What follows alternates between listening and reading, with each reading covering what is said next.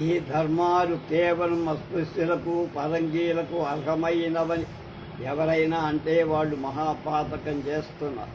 అన్ని కులాల మనుషులకు భగవంతుడు ప్రభువు కనుక ఆయన ధర్మాన్ని అందరూ శరసారు. ఈ ధర్మానికి లోబడినందువల్ల ఇంకా ఉన్నతమైన స్థితికి చెందని ఉన్నత కులాలు లేదు. తన పవిత్రత అవంత కొద్ది కూడా తగ్గకుండా ప్రపంచంలోని అన్ని కులాల మీద వస్తువుల మీద సూర్యరశ్మి ఎలా ప్రసరిస్తుందో, అది బ్రాహ్మణులు అపవిత్రపరచకుండా ఎలా తేజస్సునిస్తుందో, ఈ ఆధ్యాత్మిక సూర్యరశ్మి కూడా మనుష్యులందరికీ తన పవిత్ర ధర్మాన్ని పవిత్ర తేజాన్ని ప్రసాదిస్తుంది అని నొబిలి ఉద్బోధించి ఉపన్యాస ద్వారా నొబిలి చేసే ఉపన్యాస పద్ధతి చాలా విచిత్రంగా దేశీయంగా ఉండి శ్రోతల మనస్సులు హృదయాలు బాగా నాటేటువంటి తాను స్వయంగా చక్కని పద్యాలెన్నో రచించి శ్రావ్యంగా పాడివారు.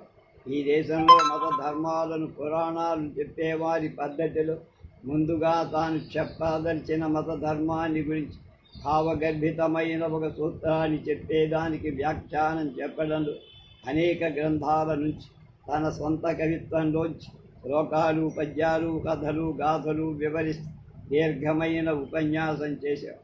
మంచి విచక్షణ జ్ఞానంతో తప్పులు వెతకటానికి నడుము కట్టు కూర్చుకున్న వాళ్ళను సభలలో ఈ విదేశీయులొక సంవత్సరంలోనే దేశ భాషను అభ్యసించి తన పాండిత్యానికి భాషా జ్ఞానానికి సభవారు ఆశ్చర్యపడేట్లుగా ఇంత జయప్రదంగా అనర్గళంగా ఉపన్యసించగలిగాడంటే అతడు కొంత గొప్ప ప్రతిభాశాలి అనక తీరదని ఒక గ్రంథకథ.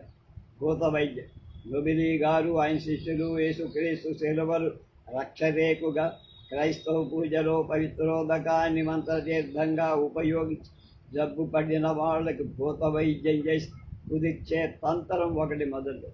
16 ఏళ్ళలో ఒక ఆడ మనిషికి, 16/8 ఒక మహమ్మదీయుడికి ఇలా దయ్యం వదిలిపోయిందని, పోతూ ఉన్న భూతం నొబిలి గారి ప్రభావాన్ని ఉగ్గడించిందని పాదరీల ఉత్తర ప్రత్యుత్తరాలు రాయబడి ఒక మాట ఈ నొబిలి ఎలాంటి వాడని ఒక దయ్యాన్ని ఆయన శిష్యుడు అడగా చాలా శక్తులు కలవాడని, ఆయన బోధించే ధర్మాలన్నీ నిజమైనవని దయ్యం చెప్పింది.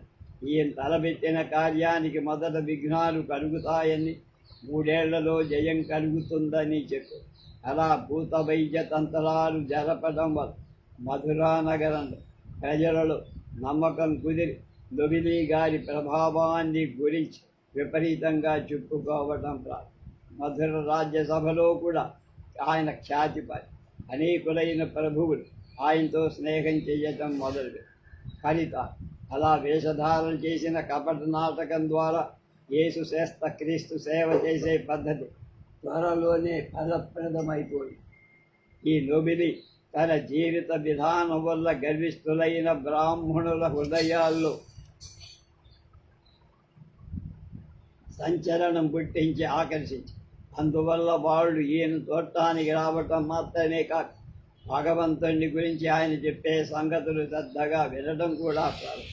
అంతేకాక అందులో కొందరు భూమి మీద ప్రణమి పాదధూళి శిరస్సు ధరించి ఇంత బాగా తత్వబోధ చెయ్యగలవాడు ఇంకొకడు లేడని పొగిడారు.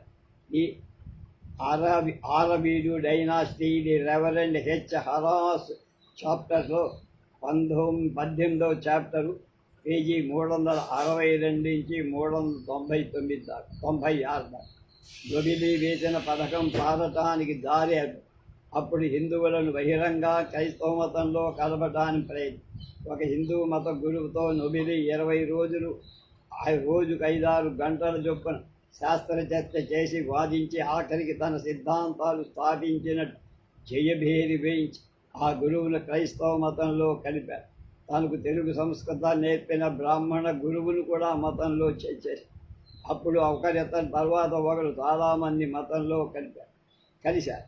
బ్రాహ్మణ రాజులు, రాజోద్యోగులు, శాస్త్రజ్ఞులు, నాయకులు, గొప్ప కులవాళ్ళు, సంపన్నులు అతని దగ్గరికి వచ్చి తరుణోపాయం చెప్పమని కోరారు. దేశంలో చాలా గొప్పవాడి అని ప్రఖ్యాతి చెంది విజయనగర చక్రవర్తుల ఉద్యోగుల్లో పెద్ద అయిన దుంబిచ్చి నాయుడు కూడా ఈయనకు శిష్యులై కావాలని కుతూహలపడ్డాడు. కానీ రాజుగారి కోపం వస్తుందని ఆగి క్రైస్తవ మతం అతి త్వరగా వ్యాపించింది.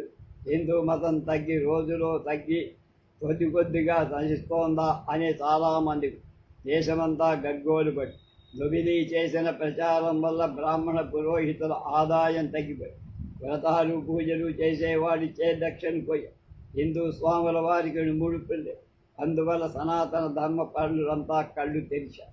దొబిలీ కట్టిన క్రైస్తవ దేవాలయ సంస్థ తనదని మధుర దేవాలయం ప్రధానార్చకుడు తగాదా పెట్టి అప్పుడు నొబిలీ గారి క్రైస్తవ ప్రచారానికి వ్యతిరేకం ప్రారంభం. హెర్మే కత్తియన్ అనే శ్రీకుమంతుడొకడు నొబిలీ గారికి సహాయపడినందువల్ల అప్పటికి నొబిలీ గారి క్రైస్తవ దేవాలయానికి ఆపదతడు. ఈ హెర్మే కత్తి క్రైస్తవ మతంలో కలియకపోయినా నొబిలీ గారికి ప్రాపకుడుగా అంటే క్యాన్వాసర్గా ఉంది. అంతలో నొబిలీ గారికి ఇంకొక బాధ వచ్చి దానివల్ల ఆయన మత ప్రచారం కట్టి పెట్టారు. ఆశ్వాసాంత్ ఇదివరలో మధునా నగరంలో క్రైస్తవ మత ప్రచారకుడుగా ఉన్న ఫెర్నాండెస్ గారికి ఈ నొబిలీ గారు అవలంబించే ప్రచార పద్ధతులు చర్యలు క్రైస్తవానికి విరుద్ధంగా ఉన్నట్టు నొబిలీ గారి కొన్ని చర్యలు చాలా అసహ్యకరంగా తోచి మందలించాడు. కానీ లాభం లేక అప్పుడు అతడు పై అధికారులకు ఈ చర్యల్ని వివరించి చెప్పడం వల్ల నొబిలీ గారి ప్రవర్తన బాగాలేదని పై అధికారులను గోవా నగరంలో ఉన్న పోర్చుగీసు క్రైస్తవ మతాధికారులకు నొబిలీ మీద ఈర్ష్యాభావం కూడా కలిగి క్రైస్తవ మతంలో కలిసిన హిందువులు తమ పూర్వపు మతాచారాలన్నీ అవలంబించవచ్చని నొబిలీ గారు అనుజ్ఞ ఇచ్చినందువల్ల క్రైస్తవ మతం దురాచారాలకు పుట్టినిల్లుగా మారిందని ఆ మతాన్ని గురించి ప్రపంచంలో చాలా అపఖ్యాతి కలిగిందని అన్నారు.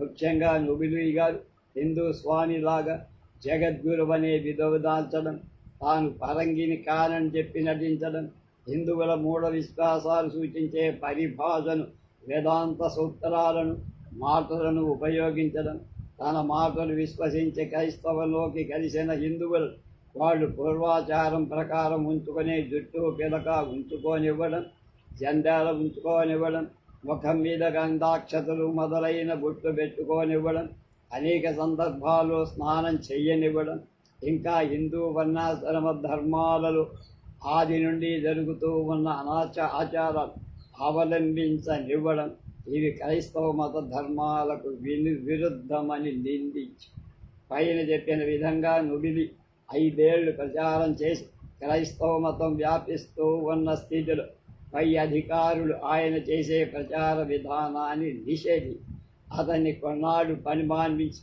తర్వాత తక్కిన ఫాదరీలాగా ప్రచారం చేయడం. నొబిలి పడిన కష్టమంతా వృధా.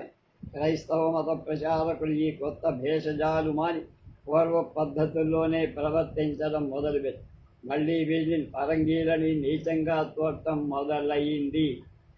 ముందు బుద్ధు వీరప్ప నాయకుని కార్యకాలంలో పరిపాలన నిరంకుశంగా జరిగిందని జెస్సూట్లు రాశారు.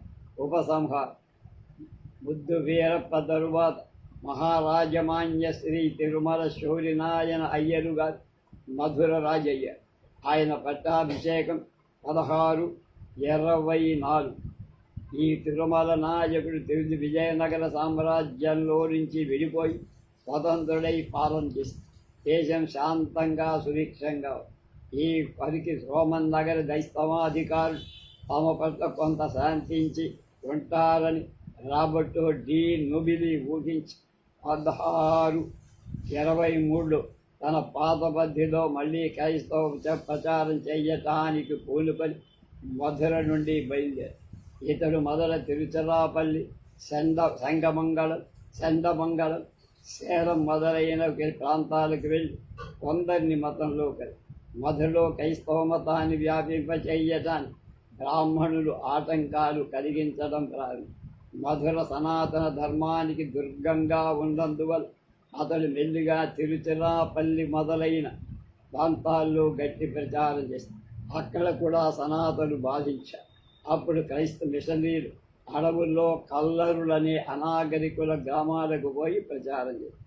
లొబిలి ఇలా మొత్తం మీద 42 ఈ మధుర జిల్లాలో క్రైస్తవ మత ప్రచారం చేసి అతని ఆరోగ్యం పూర్తిగా దృష్టి పోయింది, గుడ్డివాడైపోతున్నాడు. ఈ స్థితిలో కొంచెం చల్లని ప్రదేశాలకి పంపితే అతనికి ఆరోగ్యం కలుగుతుందేమో అని 1648లో మిషనరీ అధికారులు అతని సింహళానికి కానీ అక్కడ విశ్రాంతి తీసుకునే దాని బదులు తన మామూలు పద్ధతి ప్రకారమే కఠిన నియమాలతో జీవిస్తూ మత ప్రచారం చేస్తూ ఉన్నందువల్ల ఆరోగ్యం అక్కడ కూడా కొందరు మతంలో కలిపి అందువల్ల అతడు మొదటి నుంచి పనిచేస్తున్న ప్రదేశాలన్నిటికీ దూరంగా ఉండేట్లు మెడ్రాస్ మైలాపూర్కి విశ్రాంతి కోసం పంపాడు. అక్కడ అతని శిష్యులుగా ఉన్న 4 బ్రాహ్మణులతో చిన్న మట్టి ఇంట్లో కొన్నాళ్ళు కాలక్షేపం చేశారు. ఇంతలో గోల్కొండ నవాబుల సేనాధిపతుల దండయాత్రల వల్ల మెడ్రాస్ రాజకీయ పరిస్థితులు అల్లకల్లోలంగా ఉండడంతో అధికారులు మళ్ళీ అతని ఇంకొక తోటకి అలాంటి స్థితిలో 1656లో క్రైస్తవ మతాచారుడు చనిపోయాడు. లొబిలి అరవంలో వ్రాసిన 9 గ్రంథాల తాళపత్ర సంపుటాలు 1660లో కనబడ్డాయి. Madurai district manual J H Nelson part 2 అలా ఉన్నాయి. అది ఆ క్రైస్తవ ఫాదరీ యొక్క ప్రచార రేప్ సీతారాముల శాపాన్ని గురించి తెలుసుకుంది.